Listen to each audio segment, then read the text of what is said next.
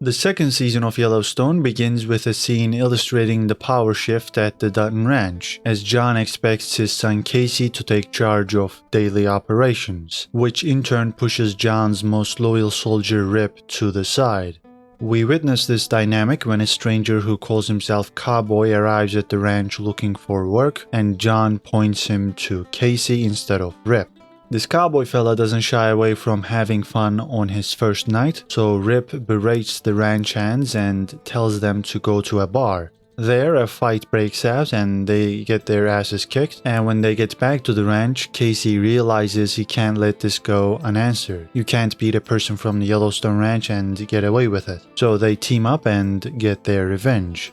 Walker keeps his hands clean during this ordeal even though he's a branded man. He lets his fellow man down despite being part of this mafia-like structure. His disillusionment with this organization had already begun in the show's first season, and it'll be one of the main themes going forward. We don't see Jamie too much during the premiere, but he is still estranged from his family and is running for the Attorney General's office. To prevent his election, John and Beth find a candidate of their own, a state prosecutor by the name of Cassidy Reed. Her background makes her the ideal candidate to go up against Jamie. Finding Cassidy isn't the only important thing Beth does in this episode, as she opens a Schwartz & Meyer office in Montana. That's the name of the bank Beth works for. The reason Beth's setting up shop here is simple. She has come up with a plan that will benefit both her family and her boss Bob Schwartz. You see, urbanizing the land around the massive Yellowstone ranch would price the family out of their land because the property taxes would increase with the urbanization efforts. They're not making enough money to be able to afford that, so Beth's plan is to have Schwartz & Meyer buy the land around the ranch and enroll it in a conservation reserve program. Through this program, the government grants landowners money not to farm their land, and that way the land is preserved. You can't have all the land in the US turn into farms, so the government pays you money. Beth says if they double down with the money they earn from this program and keep buying and buying, they will start seeing profits after 2 years. And Bob greenlights this plan, which will have a $100 million investment to begin with. Talking of investments, Tom's Rainwater is preparing to put his new casino plan into action, which is possible thanks to his alliance with Dan Jenkins. This new casino will be almost 100 miles off the reservation, but Rainwater plans to annex the land and screw over Jenkins in the process, who thinks he will have a hotel next to the casino. Talking of Jenkins, he's alive after his run-in with Rip and company, which ended with Jenkins hanging from a rope. This happened at the end of Season 1. And at the start of Season 2, Jenkins tells John that he's not going anywhere, and we just talked about why. He's backing up Rainwater's plan. This casino will be close to the ranch, and it will definitely speed up the urbanization around the ranch we talked about, which will result in John not being able to afford property taxes. That is the roadmap for Jenkins. Unlike Jenkins, what's not alive is Monica and Casey's relationship, as they are practically separated. Monica is still recovering from the brain injury she suffered last season, and she also starts working at Montana State University. John made this job offer possible last season, but Monica refused, and now she has to agree to some different terms while she gets the job herself. Monica gets an apartment close to the campus as part of the deal, and that is where she and her son Tate will live going forward. Later on, John has a health scare, but he's saved by a veterinarian who is on the ranch to artificially inseminate some cows. The less said about this sequence, the better, but just know that John is okay. Walker has enough and decides to leave the ranch after another altercation with Rip, but Casey and John come back from the hospital to stop him. John then removes any doubts about who's running the place by officially making Casey the new foreman, basically the manager of the ranch. Casey's been living in the bunkhouse with everybody else up until this point, but now he's going to live in the house previously inhabited by Rip. Whoever is the foreman lives in that house, so Rip has to move out of there and move back into the bunkhouse, which is revealed to him by John. Fair to say Rip doesn't like this decision, but he obliges. The next day, Rip can't help himself, so he messes with Walker, which results in Casey having to take care of Rip. They have a one-on-one fight in front of all the ranch hands, and it looks like Rip allows Casey to win. And in the end, Casey earns the respect of all the ranch hands because Rip makes it seem like he made Casey earn it. Beth confronts Casey, telling him not to turn into their father. She even says that's why Monica doesn't want to be with Casey anymore, and she's got a point. Monica and Casey are in touch because Casey visits Tate from time to time, and these two patch things up toward the middle of the season. Meanwhile, Jamie drops out of the AG race after refusing Rainwater's offer to fund his campaign. Jamie considers this offer, but following a heated exchange with Beth, he realizes this would destroy their family, and he still values his family enough to drop out of the race. This is also why his girlfriend Christina leaves Jamie. She doesn't want anything to do with the Duttons now that Jamie is going back to his family, to once again become the family's lawyer. The Beck brothers enter the fray at around about the same time. Their names are Malcolm and Teal, and they don't like the fact that Jenkins is teaming up with Rainwater. The Beck brothers' main concern is money because they're in the gambling business as well, and they wouldn't like the competition of the new casino so close to home. The Becks are able to threaten Jenkins because Malcolm is the head of the Montana Liquor Board, and he makes it clear that neither the new casino nor the new hotel next to it will get liquor licenses. The first big crisis of the season occurs in episode 4, when a plane drops bales of clover over the Dutton Ranch in order to poison their cattle. Almost 1,000 cows die because of bloat, which costs the ranch hundreds of thousands of dollars. They can't take these types of losses because they haven't made a profit in 6 years. And on top of that, Beth is using half of the ranch's cash reserves for her plan. Half of the reserves is about $5 million. Suffice it to say, John has to figure out who did this, but Sheriff Donnie Haskell is less than helpful during this investigation, as he doesn't buy into the idea that someone would drop a bunch of clover from a plane. Sheriff Haskell doesn't send any of his men to help with the investigation, so John makes Haskell deputize Casey, and that way Casey's able to become a livestock agent. If you don't remember, there's this fictional law enforcement unit on Yellowstone, the Montana Livestock Association, and they're responsible for livestock. John is the commissioner and his goons are agents in that force, and Casey becomes one of those agents. The clover will take root and this problem will resurface, meaning they have to burn the field, which is what they do. John watches on, feeling like a part of his own body is being burnt. In between all this chaos, Casey's out and about with a livestock agent looking for the man who did this. They receive a call about a dead cow in the middle of their investigation, so they respond to that call and Casey finds out the neighbor shot the cow, and the livestock agent tries to arrest the neighbor, but then his son gets involved with a shotgun. Casey's de-escalation attempt is of no use and the livestock agent kills the son. The sheriff's department failed to respond to this livestock agent's call for backup, so John arrives at the scene angry at Haskell and punches him. Haskell wouldn't be where he is today without John, and despite that, Haskell is selling out John for whoever is gunning for him, whether it is Jenkins, Rainwater, or someone else. Talking of those two, they mark the beginning of their hotel and casino project, and Rainwater bamboozles Jenkins by announcing that they're annexing the land. Jenkins doesn't know what hit him, but he's so blinded by his revenge fantasy against John that he doesn't do anything to stop Rainwater, who by the way tells Jenkins to hire some security because this move will anger a lot of bad dudes. The Becks watch on and decide to put pressure on the construction company involved in the project. They also pay a visit to the Yellowstone ranch in an attempt to form an alliance with John. It's in both parties' interest to work together to stop the project because, as we've discussed, the urbanization that will follow the project will make taxes unaffordable for ranch owners. John doesn't reject their offer, but he doesn't accept either, asserting that he'll do whatever is best for his family, even if it means working with devils like the Becks.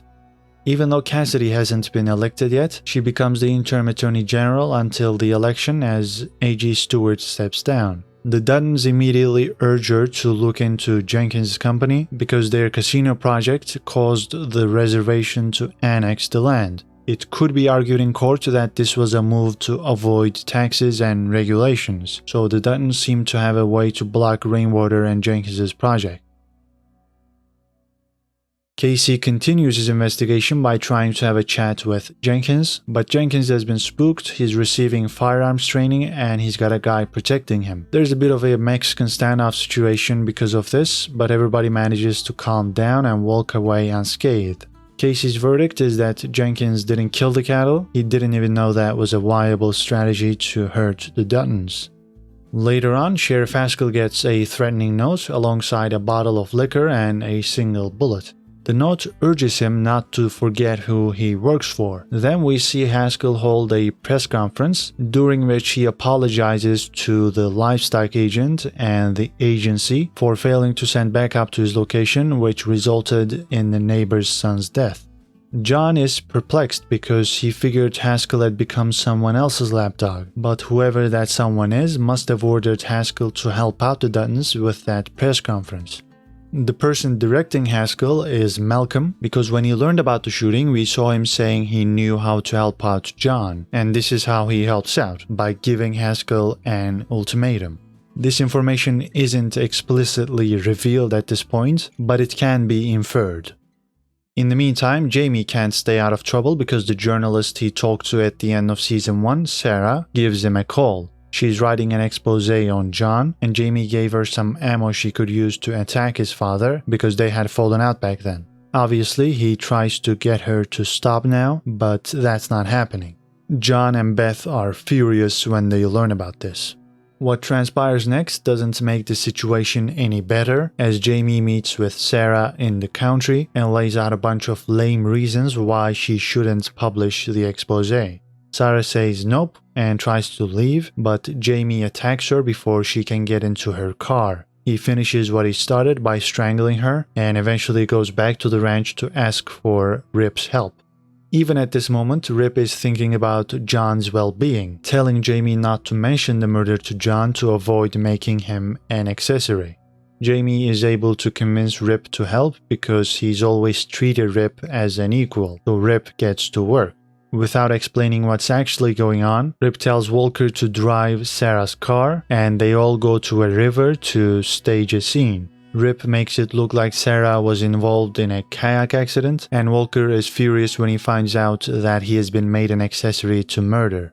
That said, something good comes out of this for Walker, as Rip decides Walker can leave because they've got some dirt on him now. If he ever snitches on the ranch, he'll go down too. But in reality, Rip's giving Walker a ride to the infamous train station, which means he's going to kill Walker.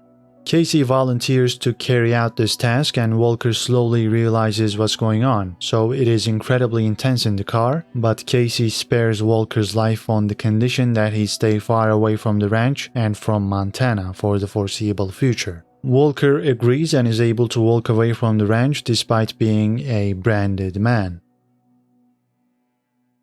The Becks pay a visit to Rainwater this time around, offering to partner up with him now that he doesn't need Jenkins anymore. The Becks imply that it's their way or the highway, and Rainwater bids them farewell because he isn't impressed. In the meantime, Sheriff Haskell warns John about the Becks, revealing that they've been using him because of his casino debts. John decides to have a chat with Jenkins after this to find out if it really wasn't him that poisoned the cattle, because that was Casey's assertion. He thought Jenkins was clean. John confronts Jenkins and realizes Casey was right. They agree that the Becks are putting pressure on everybody on this valley, Jenkins, the Duttons, Rainwater, so they should band together to discuss what they can do about the Becks, because they're the biggest threat for all of them. They think the enemy of their enemy is their friend. We're at episode 7 now, during which Monica finally patches things up with Casey as she moves into the foreman's house along with Tate, who by the way gets his own horse named Lucky. Jamie cannot live with what he's done. He takes a rifle and goes out into the country to off himself, but John notices the missing rifle and finds Jamie. Jamie certainly needs a change in his life, which comes in the form of a cowboy, as he moves into the bunkhouse to become a ranch hand. The Becks are up to no good. They have a man from the reservation murdered. He was working with the casino and his hand is cut off, which is clearly a message to Rainwater. Something else the Becks do is suspending Jenkins' resort's liquor license for a whole year, so the Becks start to follow through on their threats. But what truly cements them as terrifying villains is what they do next. Malcolm tries to reason with Beth and form an alliance, but Beth isn't having any of it. So what do the Becks do to retaliate? They send 2 armed men with masks to scare Beth at her office that night, and shit truly hits the fan. Beth's able to text Rip before the men get to her, and now it's a race against time. Beth's also able to stab one of the men as he tries to grab her, but both Beth and her assistant Jason are beaten up and eventually tied up.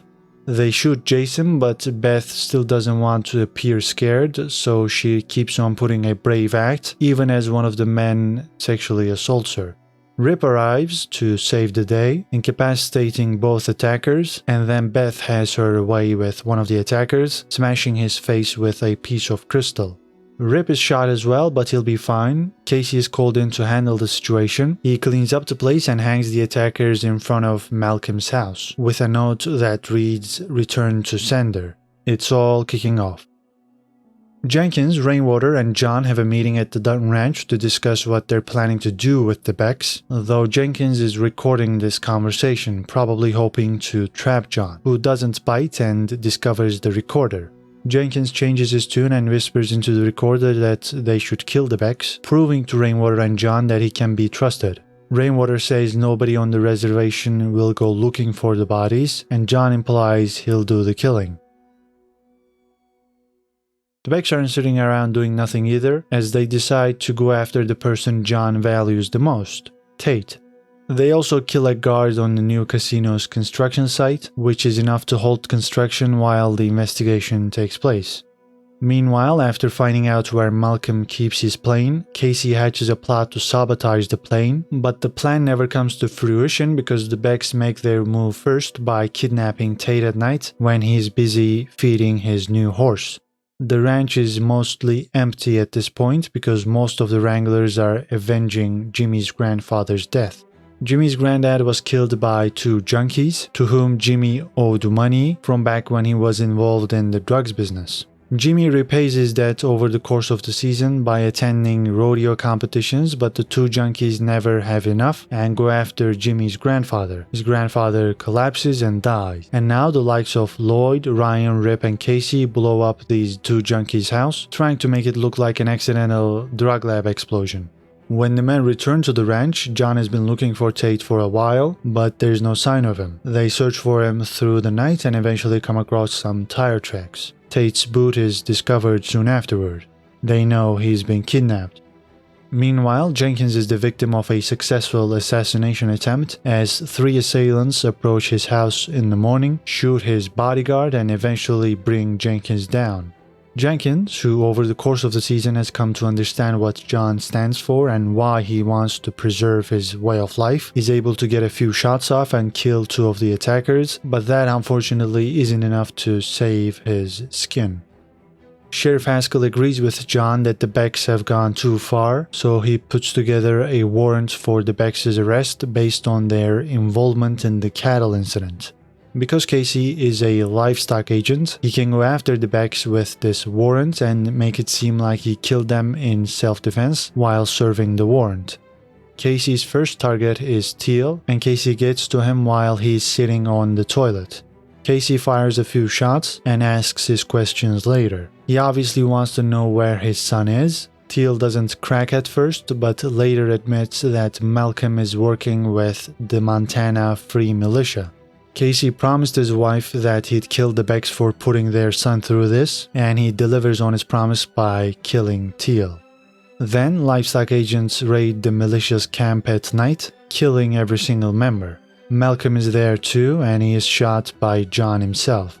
Tate isn't on the premises, so John has to talk to Malcolm to find out where he's hiding Tate, and in exchange, John will take Malcolm to the hospital. Malcolm tells John the name of the man holding Tate and he is rescued in the next few hours, but Malcolm won't make it. However, we don't actually see him die on screen. Just a couple of notes before we wrap things up. John gives Rip his father's cabin and calls Rip his son, and all of this makes Rip emotional for probably the first time in this show's history. It is great to finally see him get the recognition he deserves from John. And last but not least, Jamie meets with his ex-girlfriend Christina, who tells him that she is pregnant. She is still not ready to be with Jamie because of his family, but she says she needs him to eventually step up and be a dad. Christina also mentions that she's figured Jamie killed the journalist and covered it up. Well, that does it for my Season 2 recap. Hope it was useful and you enjoyed it. If you did, like this video, leave your comments down below and subscribe for more movie reviews and TV show breakdowns. That's it for now, take care and see you in the next video.